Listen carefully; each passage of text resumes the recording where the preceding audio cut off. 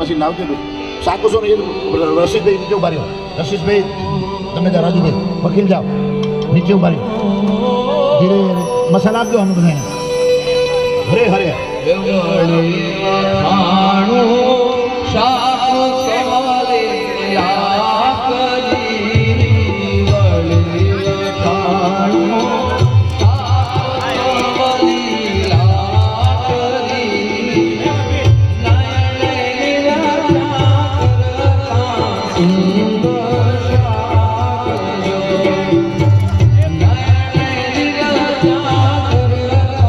સુંદર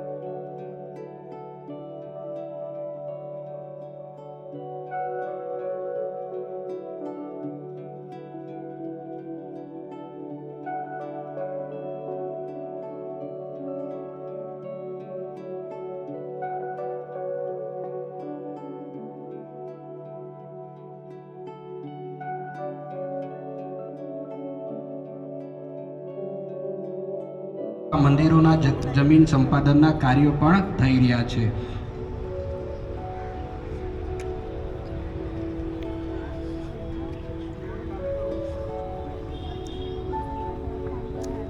આપણી આ સભાની અંદર નિસર્ગભાઈ અહીંયા પધાર્યા છે, તો એમને હું વિનંતી કરીશ, પૂજ્ય મહંત સ્વામી પાસે પધારજો અને આશીર્વાદ પ્રાપ્ત કરજો. એકવાર એમને આપણે જોરદાર તાળીઓના નાદથી વધાવીશું. એમના થોડાક કાર્યના લીધે એમને અહીંથી જવાનું છે. આપણા આમંત્રણને માન આપીને પધાર્યા છે. પૂજ્ય મહંત સ્વામી પાસે પધારી અને આશીર્વાદ પ્રાપ્ત કરશે. ભક્તો, ટૂંક જ સમયમાં લાલજી મહારાજ શ્રી આપણી આ દિવ્ય સભાની અંદર પધારશે. આપણે એમના પણ દર્શન અને આશીર્વાદ પ્રાપ્ત કરીશું. પણ એ પહેલાં હું વિનંતી કરું, સ્વામિનારાયણ સંપ્રદાયના મૂર્ધન્ય કથાકાર એવા સદગુરુ શાસ્ત્રી સ્વામી રામકૃષ્ણદાસજી સ્વામી અહીંયા પધારશે અને બધા જ ભક્તોને રૂડા આશીર્વાદ પાઠવશે. પૂજ્ય રામસ્વામી. ઉત્સવના માધ્યમ દ્વારા પ્રાપ્ત થાય એવી ભગવાનના ચરણમાં પ્રાર્થના કરીએ. પૂજ્યપાદ લાલજી મહારાજ આપણી સભામાં પધારી રહ્યા છે, ત્યારે આવો આપણે તાલીના ગડગડાટથી પરમ પૂજ્યપાદ લાલજી મહારાજનું પણ ભાવ અને સ્વાગત કરીએ. જન્મ સુધાર્યો રે હો મારો, જન્મ સુધાર્યો રે હો મારો,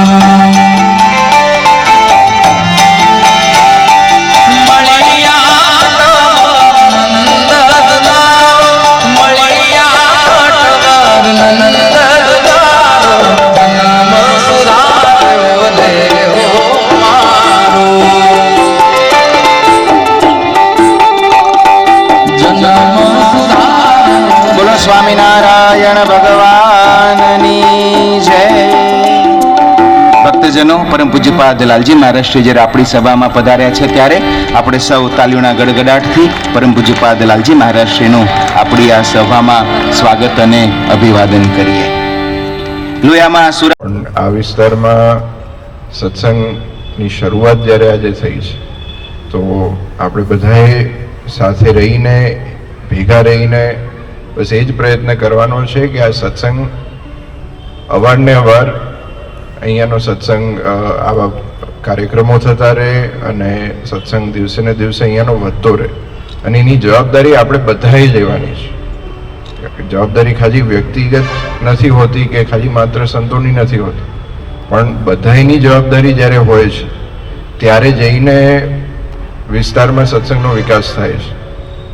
હમણાં જ મહંત સ્વામીએ વાત કરી કે લગભગ અમદાવાદ દેશના સમસ્ત ગુજરાત, રાજસ્થાન વગેરે પ્રાંતમાં બધે થઈને 800 થી 1000 મંદિરથી વધારે છે.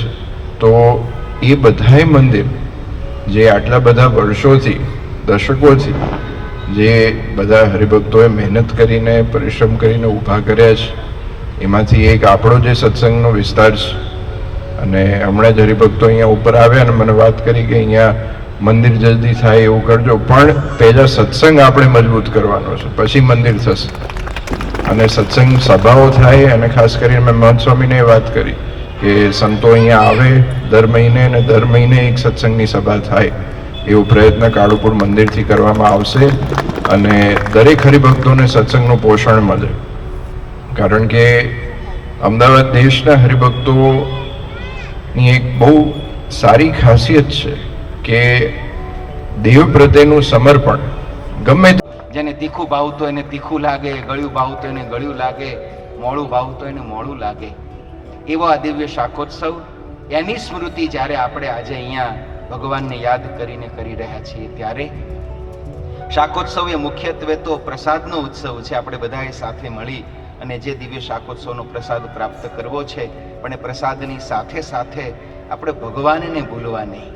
પૂજ્ય મહારાજ શ્રી કાયમ કહે છે કે જ્યારે જ્યારે માત્ર શાકોત્સવ નહીં, આપણે દરરોજ ઘરમાં પણ ભોજન કરવા બેસીએ ને, ત્યારે જરાક એક વિચાર એ કરવો કે આ કોળીઓ આપણા પેટ સુધી પહોંચાડનાર એ ભગવાનની કૃપા છે. નહીંતર દુનિયામાં આજના દિવસમાં પણ દરરોજના 3200 માણસો ભૂખમરાથી દુનિયામાં આજે મરે છે. એના બદલે આપણને દરરોજ જે 2 ટક ભોજન મળે છે, ભગવાનની દયા છે. એપ્રિશિએશન તાલીઓથી વધાઈએ. એક કાલે જ મિટિંગ થઈ, આ પહેલી વખત કદાચ જાહેર સભામાં કદાચ કહેવાયું હોય તો આ પહેલી જ વખત છે અહીંયા કારણ કે જ્યાં સુધી મિટિંગ ના થાય, જ્યાં સુધી મહારાજશ્રી લાલજી મહારાજશ્રી ઝંડી ના આપે ત્યાં સુધી આપણને ભલે અહીંયા સુધી હોય પણ બોલી શકીએ નહીં. એ આપણી સિસ્ટમ છે, એ પરમિશન કહેવાય, આજ્ઞા કહેવાય. આજ્ઞા વિના કંઈ આપણે કરી ના શકીએ. ભલે ગમે તેવું આમ તાકાત કરવી હોય પણ તાકાત કરી શકીએ નહીં. જ્યારે લીલી ઝંડી મળે કે હવે વાંધો નહીં, એટલે કાલે આપણને લીલી ઝંડી મળી જશે. અને કાલે મહારાજશ્રી ભક્તો લાલજી મહારાજશ્રી મૂડી પ્રદેશમાં મૂડીમાં જાહેરાત કરવાના છે. આખું વર્ષ એ શિક્ષાપત્રીનો પ્રચાર અને પ્રસાર, મનુષ્યો કઈ રીતે સુખ્યા થાય, ગામડે ગામડે, નગરે નગર, શહેરે શહેરે, દેશ વિદેશમાં ફેશન કુરીબાજો અંશી છે. શ્રી નર નારાયણ દેવની જય, શ્રી રાધા કૃષ્ણ દેવની જય, શ્રી વિઘ્ન વિનાયક દેવની જય, શ્રી કાષ્ટભંજન દેવની જય, સિદ્ધેશ્વર મહાદેવની જય, શ્રી સ્વામિનારાયણ ભગવાનની જય. સર્વ અવતાર અવતારી ઈષ્ટદેવ ભગવાન શ્રી સ્વામિનારાયણની અસીમ કૃપાથી તેમજ વિશ્વનું સૌપ્રથમ શ્રી સ્વામિનારાયણ મંદિર કાળુપુરમાં બિરાજમાન ભગવાન શ્રી નરનારાયણ દેવની છત્રછાયામાં અમદાવાદ શહેર, ખૂબ મોટું શહેર, એમાંનો એક વિસ્તાર એટલે વંદે માતરમ ગોતા વિસ્તાર, જેમાં આજે પરમ પૂજ્ય ધર્મ ધુરંધર 1008 આચાર્ય મહારાજ શ્રી કૌશલેન્દ્ર પ્રસાદજી મહારાજ તેમજ મોટા મહારાજ શ્રી તેજેન્દ્ર પ્રસાદજી મહારાજ, જેમની આજ્ઞા અને આશીર્વાદથી ભવ્ય અને દિવ્ય શાકોત્સવનું આયોજન અને જેમના વરદ હસ્તે જેમના આપણે દર્શન કરી રહ્યા છે એવા પરમ પૂજ્ય લાલજી મહારાજ શ્રી વજેન્દ્ર પ્રસાદજી મહારાજ. ભક્તો એક વખત તાલીઓથી વધાવીએ, કારણ કે એમને મૂડી જવાનું છે. આપ સૌ જાણો છો ને, સ્વામિનારાયણ સંપ્રદાયનો મોટો ઉત્સવ એટલે વસંત પંચમીનો ઉત્સવ મૂડી. અહીંથી સાસી સ્વામી રામસ્વામીએ ગયા, મુનિ સ્વામીએ ગયા અને લાલજી મહારાજ શ્રી પધારશે. બધાય મૂડી આજે રાત્રે અને કાલે સવારે તો લાખો માણસો રંગ ઉત્સવનો લાભ લે, શિક્ષાપત્રીના દિવસનો લાભ લે. એટલે લાલજી મહારાજ શ્રી પણ પધારશે. પણ આજે વિશેષ કરીને આપણને આશીર્વાદ આપવા માટે પધાર્યા. કારણ કે આપણે કહ્યું તો ગુરુ પધારો તો સારું, કારણ કે વસંત પંચમી પછી શાકોત્સવની મજા આવે નહીં.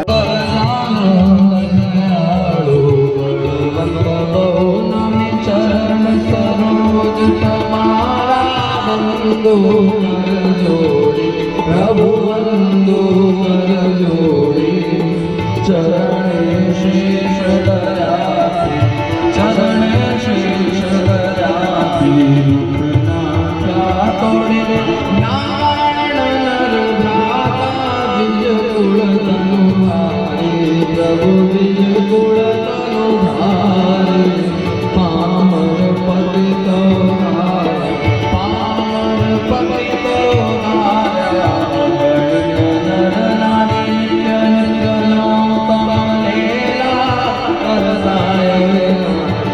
प्रभु करताय विनाशी, 68 तीरथ चरणे, 68 तीरथ चरणे, मोटे गया काठी पुरुषोत्तम, प्रगट रोजे दर्शन करशे, प्रभु जे दर्शन करशे. काळ कर्मથી છૂટી, કાળ કર્મથી છૂટી,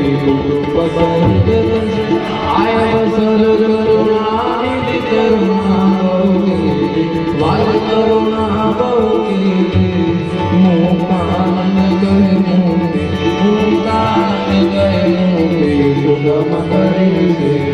પ્રભુ જય સદગુરુ સ્વામી, પ્રભુ જય સદગુરુ સ્વામી, પ્રભુ જય સદગુરુ સ્વામી. બોલો સ્વામિનારાયણ ભગવાનની જય. આરતી.